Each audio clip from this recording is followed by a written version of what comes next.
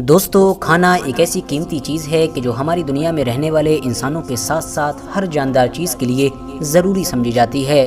یعنی ہماری دنیا میں جتنی بھی ایسی چیزیں ہیں کہ جو سانس لیتی ہیں اور جن کے اندر جان موجود ہے، ان کو کسی نہ کسی صورت میں کھانا ضرور چاہیے ہے، ورنہ اس کے بغیر وہ لوگ بچ ہی نہیں سکتے ہیں۔ ہاں، وہ بات الگ ہے کہ کھانا بھی الگ الگ طرح کا ہوتا ہے۔ کوئی کھانا حد سے زیادہ مہنگا ہوتا ہے تو کوئی کھانا حد سے زیادہ سستا بھی ہوتا ہے۔ اپنی اپنی حیثیت کے مطابق ہی دنیا کا ہر انسان اپنی روزمرہ کی زندگی میں کھانے کا استعمال کرتا ہے۔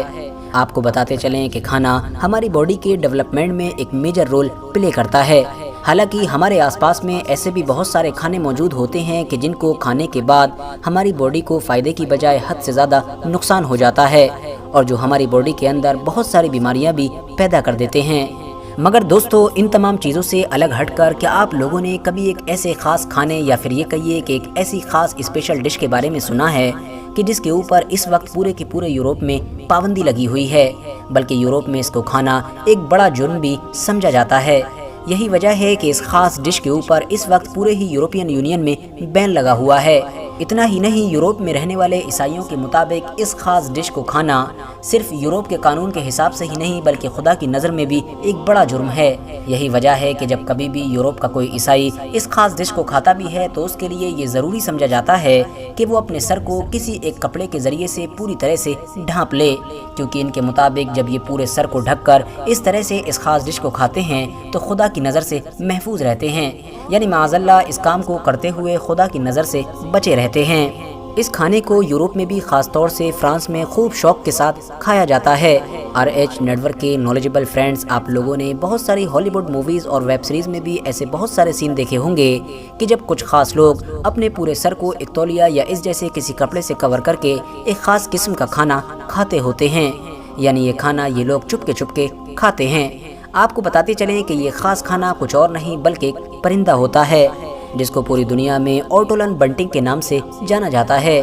یہ پرندہ جسم کے اعتبار سے زیادہ بڑا نہیں ہوتا ہے، اس کی لمبائی صرف اور صرف 16 سینٹی میٹر جبکہ وزن 20 سے 25 گرام ہی ہوتا ہے۔ ویسے تو یہ خاص پرندہ حد سے زیادہ ٹھنڈے علاقوں میں رہنے کا ہی ہیبیچول ہوتا ہے۔ یہی وجہ ہے کہ یہ سارے کے سارے پرندے زیادہ تر اپنا وقت نارتھ یورپ کے علاقوں میں ہی گزارتے ہیں، مگر پتجھڑ کا موسم آتے ہی یہ سارے پرندے نارتھ یورپ کی طرف سے افریقہ کی طرف سیر کرتے ہیں، اور اس طرح سے ان کو پورے یورپ کو پار کرنا ہوتا ہے۔ بس اسی موقع پر ہی یورپ کے شکاری اپنے جال کے ذریعے سے ان پرندوں کو پکڑنا شروع کر دیتے ہیں۔ ورتھ نوٹسنگ بات یہ ہے کہ جتنے عجیب طریقے سے اس پرندے کو کھایا جاتا ہے اتنے ہی عجیب طریقے سے اس پرندے کو پکایا بھی جاتا ہے،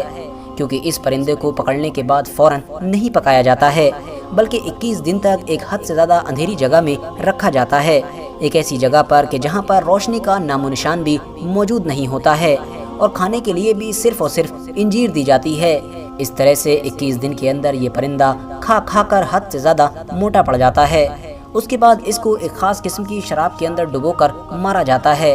اور مارنے کے بعد بھی اس کو فوراً نہیں نکالا جاتا ہے بلکہ کچھ دیر تک اسی شراب میں ہی رکھا جاتا ہے۔ جب یہ پرندہ اچھی طرح سے اس شراب کے اندر بھیگ جاتا ہے تو پھر اس کو نکال کر 8 منٹ تک لگاتار تیل کے اندر فرائی کیا جاتا ہے، اور پھر اس کے فوراً بعد ٹیبل پر رکھ کر یہ کھانے کے لیے تیار ہو جاتا ہے۔ یعنی اس پرندے کو اس طرح سے کاٹ کر نہیں پکایا جاتا ہے کہ جس طرح سے چکن اور اس جیسی دوسری چیزیں پکائی جاتی ہیں، بلکہ اس کو تو بالکل اسی طرح سے ہی کھایا جاتا ہے کہ جس طرح سے وہ زندہ حالت میں بھی موجود ہوتا ہے، یعنی پوری باڈی کے ساتھ۔ یورپ میں ایک لمبے وقت سے یہ رواج بھی چلا رہا ہے کہ جو لوگ اس پرندے کو کھاتے ہیں وہ پہلے اس کے پیروں کی طرف سے کھانا شروع کرتے ہیں اور بعد میں اس کے سر کو کھایا جاتا ہے۔ جو لوگ اس کو کھاتے ہیں وہ اس کی ہڈیوں اور چوچ کو اپنے منہ میں ہی بچائے رکھتے ہیں اور بعد میں اس کو تھوک دیا جاتا ہے۔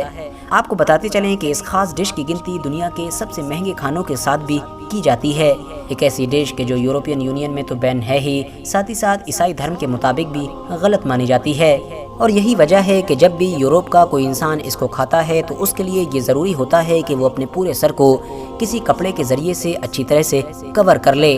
کیونکہ ظاہر ہے جیسا کہ میں نے آپ کو بتایا کہ ان لوگوں کا گمان ہے کہ ایسا کرتے ہوئے یہ خدا کی نظر سے بچے رہتے ہیں۔ حالانکہ دوستو اس بات کا لاجک سے دور دور تک کوئی رشتہ نہیں ہے، کیونکہ یہ بات تو کرسٹل کلیئر ہے کہ کوئی بھی کپڑا یا اس جیسی چیز خدا کی نظر سے کسی کو کیسے بچا سکتی ہے۔ اب بات کریں اگر ہسٹوریکلی تو بہت سارے ایکسپرٹس کا یہ ماننا ہے کہ اس پرندے کو پکانے اور کھانے کا یہ جو عجیب و غریب کانسیپٹ ہے یہ فرانس کے اتہاس کا حصہ ہے۔ فرانس میں پچھلے ہزاروں سالوں سے لوگ اس پرندے کو اس طرح سے کھاتے آ رہے ہیں اور انہوں نے ہی اسے پورے یورپ میں پھیلایا ہے، جبکہ کچھ جدید ماہرین کا یہ بھی ماننا ہے کہ اس پرندے کو کھاتے وقت اپنے پورے سر کو کور کرنے کا یہ جو کانسیپٹ ہے یہ اس وجہ سے ہے کیونکہ اس پرندے کی خوشبو حد سے زیادہ لبھاؤنی ہوتی ہے،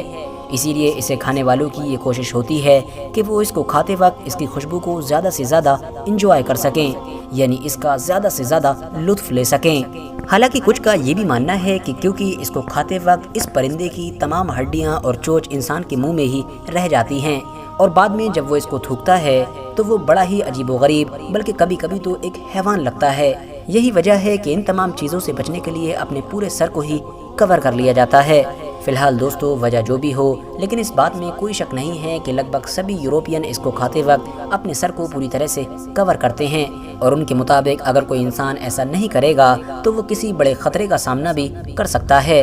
فی الحال دوستو آج کی اپنی ویڈیو کو ہم یہیں پر ختم کرتے ہیں۔ ویڈیو پسند آنے پر نہ صرف ویڈیو کو لائک کریں بلکہ اپنے فرینڈز کے ساتھ بھی ضرور شیئر کریں اور اسی طرح کی نالجبل اور ہسٹوریکل ویڈیوز ہمیشہ دیکھنے کے لیے ہمارے اس چینل کو سبسکرائب کر کے ساتھ ہی میں بیل آئیکن کو بھی پریس کر دیں۔